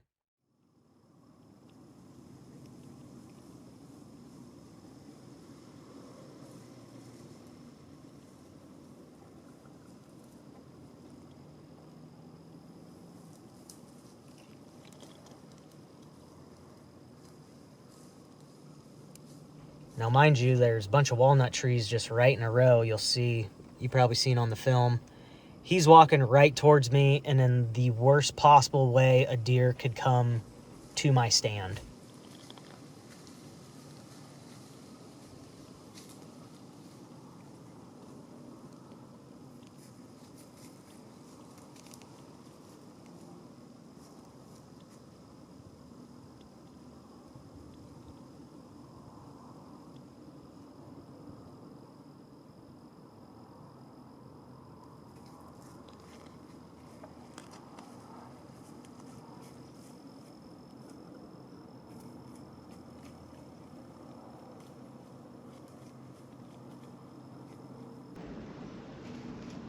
I have to spin like 270 degrees around because of my lanyard. I got him on tape walking, but I couldn't get my camera arm around because you wouldn't have seen anything. My GoPro got it.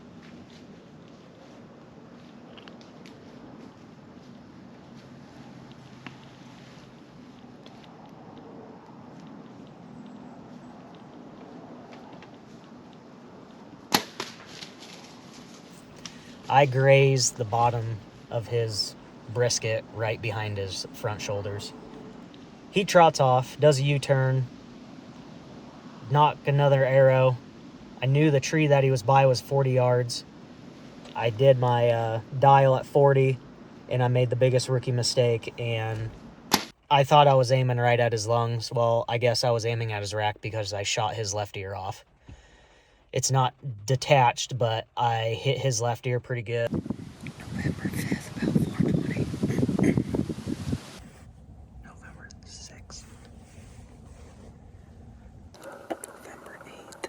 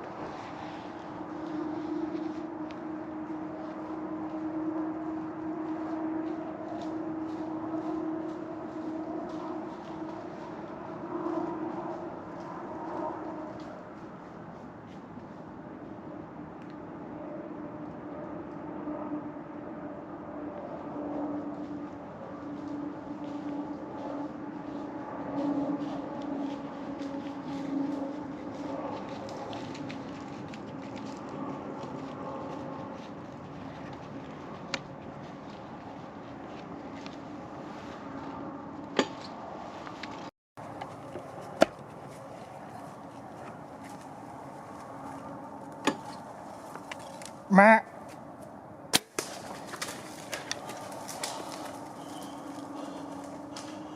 my god. I just shot Thorn.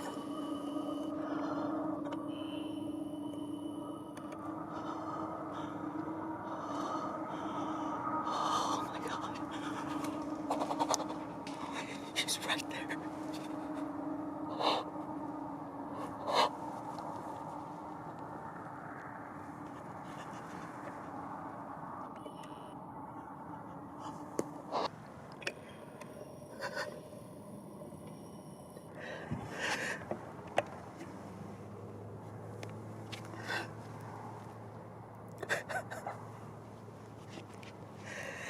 I missed him twice. One at 18 yards.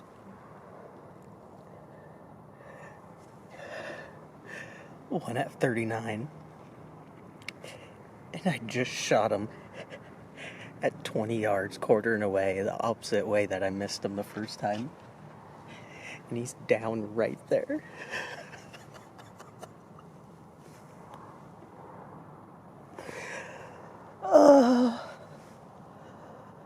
Oh, thank you, God. I've been losing so much sleep over this deer. And to have it happen like that, I rattled. That 8-point I filmed earlier came right in. And I'm trying to turn to put my rack back in the tree.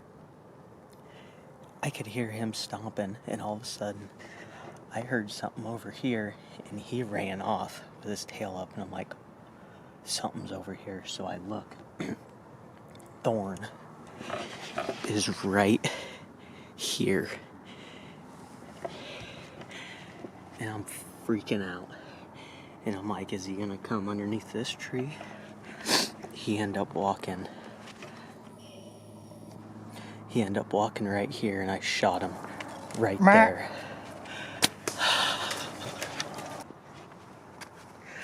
I better call my wife. She's gonna be so excited that my hunting season's done.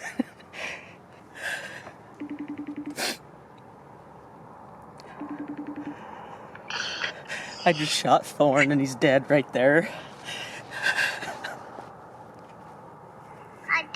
We can't hear you, but I just shot Thorn, and he's dead 50 yards away. nuh-uh. Yeah. Oh my god. Say yay, Daddy! Yay! Hey, tell Daddy, good job! Good job! Oh, thank you, buddy. Thank you. All right, I'm gonna call the team. Alright, love you. Love you. Bye. Bye.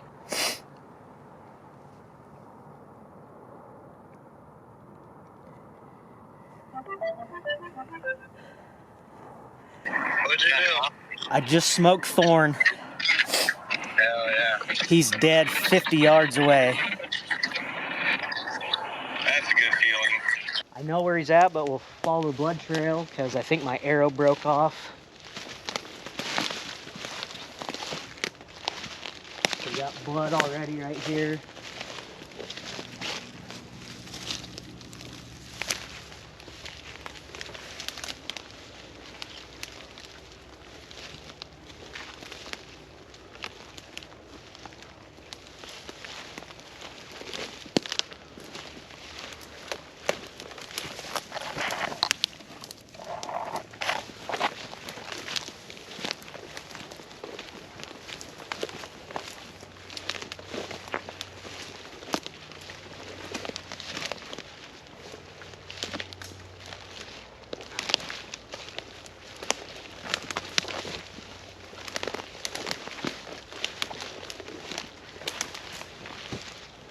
There he is. Right there.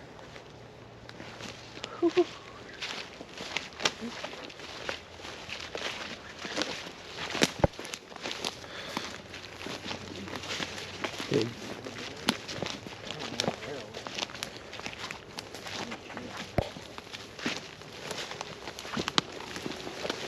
Half my arrow's still in him.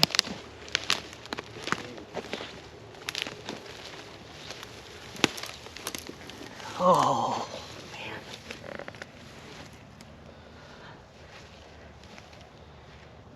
There's right where I hit his ear the second shot.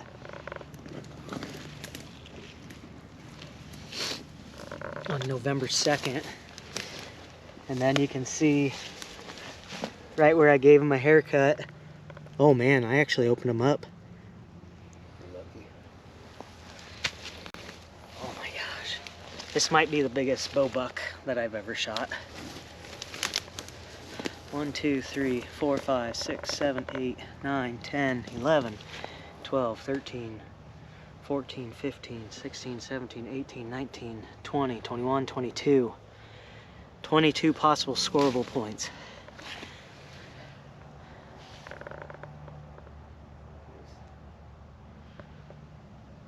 What kind of broadhead are you using? Beast, no other. How far did he go? I wouldn't even say 60 yards. I mean, I watched him through my binos crash.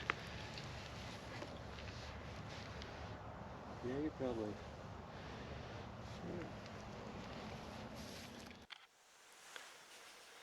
Morning, guys. Finally got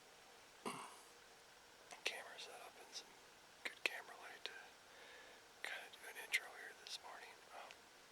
It's opening day, November 16th of the Indiana rifle season. I'm down here on my farm. I've been bow hunting all season trying to kill a ghost. He was in here night before last. I hunted here yesterday morning and I hunted here last night. But last night I did just kind of a perimeter set, put a couple chairs in a blind for me and my son for tomorrow. Had a basket rack 8 come by this morning, about 120 yards, and just had a ton of fawn run in front of me. And there was a yearling out in the field, so seen 4. I got a whole bunch of company this morning. There's about 19 turkeys I counted that are roosted above me. They've been making all kinds of noise all morning, so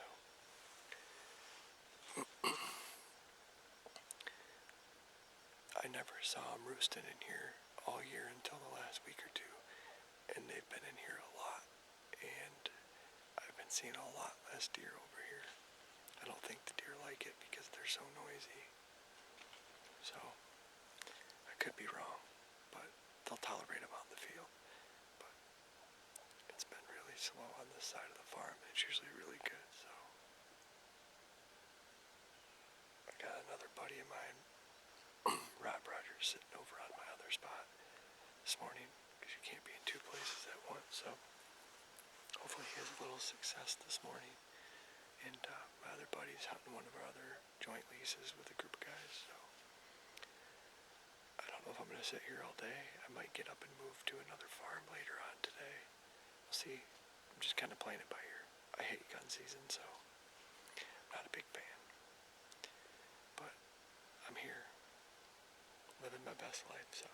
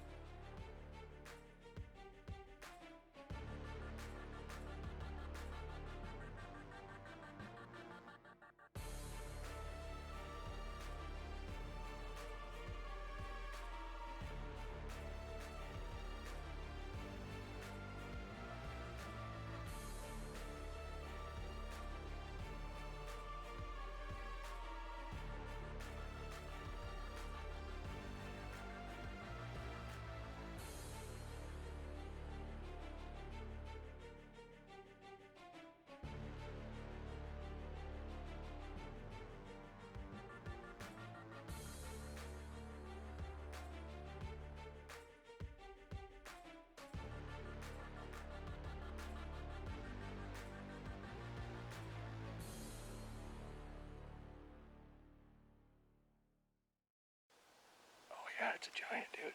Hold on. Hold on here.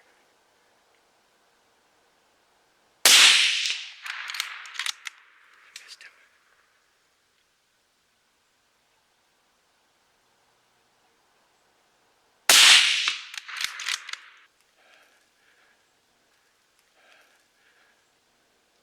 Oh no, I smoked him. tracks, dude.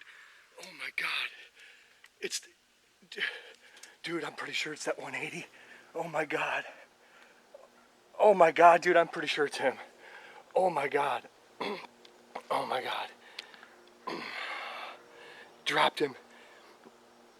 Oh my God. Oh my God. All right, so right there's the kill tree. My buddy Dylan just showed up. How's it going? He's gonna grab the camera, and we're gonna. There's no tracking this deer. We're gonna go ahead and stay behind him. We're gonna walk out here and put our hands on this deer for the first time. This is a deer I've hunted all season. Man, he's wore me out. You can ask Dylan. I don't know how many conversations we've had about this deer. And he was actually out here on the phone with me when I shot this deer, and he was gonna send me over to another property that no one's been on for later today. And right in the middle of our conversation, I looked up and I seen a deer coming off the ridge, and I thought this morning I could see a deer bedded on top of the ridge, and I thought I could see a big white rack up there, and I couldn't tell if it was the tree line or if it was a deer's rack. And I kind of forgot about it because there were some does and stuff running around this morning. And I looked over there again and I didn't see it, and I just figured, well, maybe it got light enough, or maybe I was just looking at it on a different angle. But I think it was him because he came right off the ridge and came right out running across the field. And I missed him the first shot. Hit him in the, I'm thinking I hit him in the front shoulder or maybe the off shoulder, kind of quartering to me when he was running. And he didn't really do nothing. He just kind of angled, got kind of goofy like he was going to go down, and then started running towards me. And then I put another one right in his chest. So here we go. Walk up on this deer.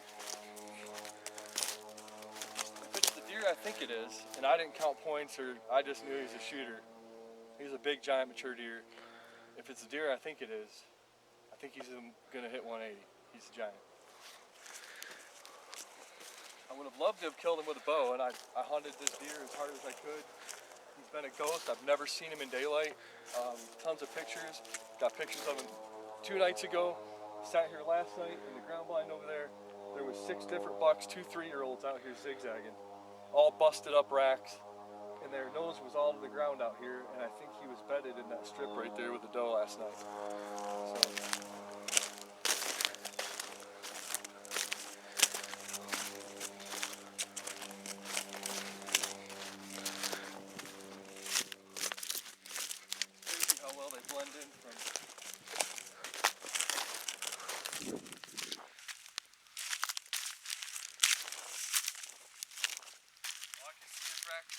He's a lot farther than I thought. He's so heavy, dude. I can see him from here. Oh yeah.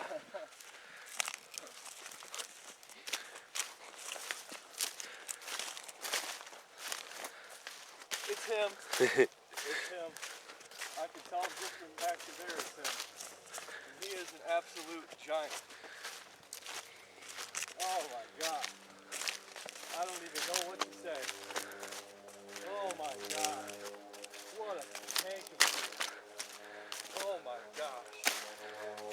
What a giant, dude. What a giant.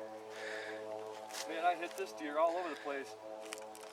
I done knocked his nuts right out of his sack. Is that even possible? Let me unload this gun. Still got one of the empties in there. Okay, she is empty. Oh my goodness. Yo Ruger. Oh my gosh. Oh my gosh, how is that for an Indiana giant? Oh, my goodness. Oh wow. Man, he is big. What a tank of deer. Unreal. It's been a long time coming. One picture last year on December 7th of this deer, and have never laid eyes on him until right now. So this farm's never held a big deer. It's always been a pass-through farm, but there was a lot of does out here, and there was not one other deer on this property that showed up that would ever give him competition. So, good Lord was looking out for me today. What an Indiana monster. Wow, I'm speechless. It's surreal. Doesn't even seem like it happened. It happened that fast. Look at the mass on him. He's crazy. I know. He's Good crazy. Lord. He might even go a little more than what you're thinking. I don't know. I don't care. That G3's got to be 13. Yeah. What a tank of a deer. I'm pumped, dude. Let's go. 2024 in the books. Heck yeah. All right, we're gonna sign off and get this deer tagged, and get the truck, get out here and get him loaded up, and drive around with tailgate down today, boys. Hello, it's December 23rd, and it's the first afternoon of late muzzleloader season. This is the blind I shot my big bow buck out of, and I didn't get it on film. I couldn't get the camera out the right window, and I couldn't let him slip away. But we're in here for late muzzleloader, and we was just walking in and spooked about 30 turkeys, and I seen him take some deer with him, so we might be in for a long set and not see very many deer tonight. We'll sit around and see what happens.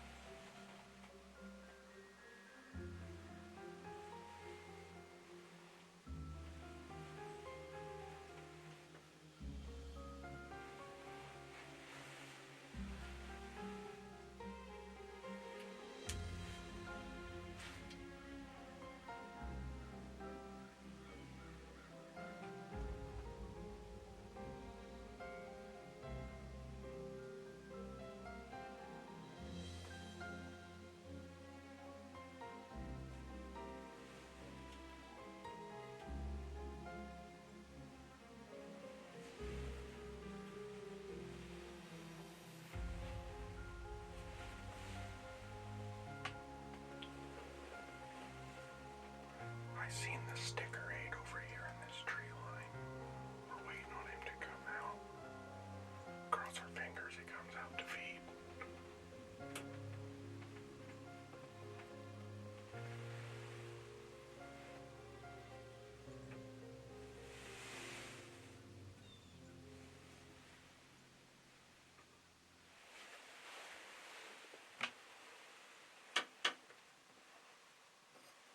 Another new buck come into the plot, but that's not the sticker 8 that we was wanting.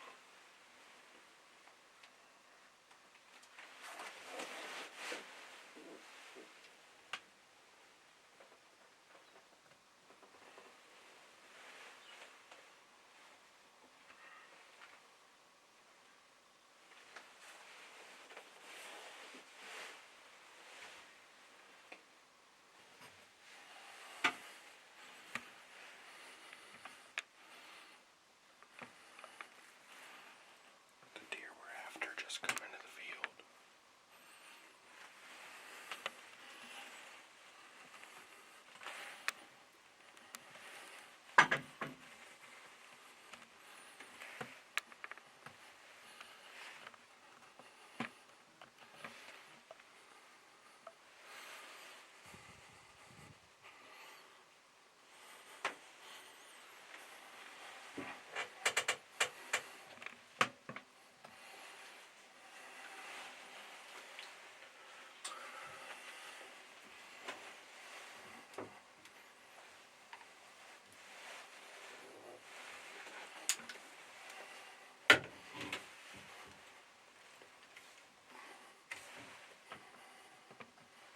Burp, burp.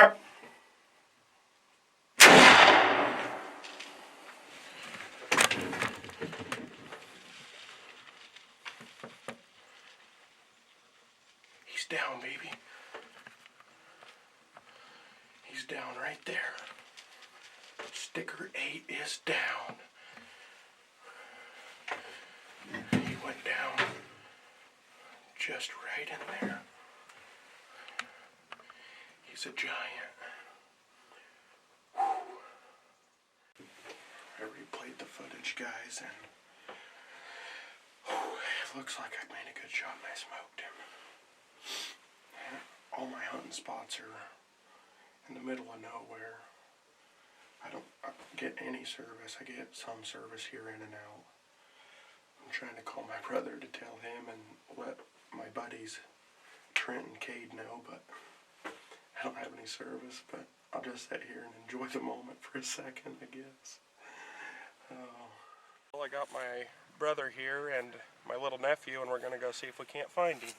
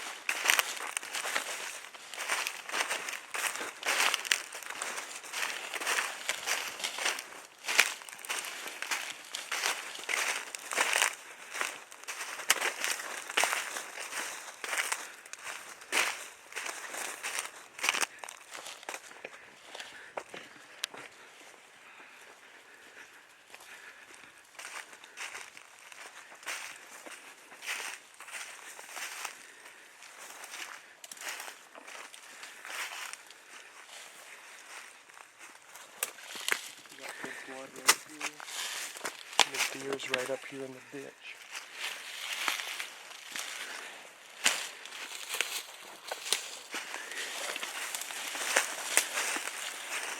There he is. Look at him.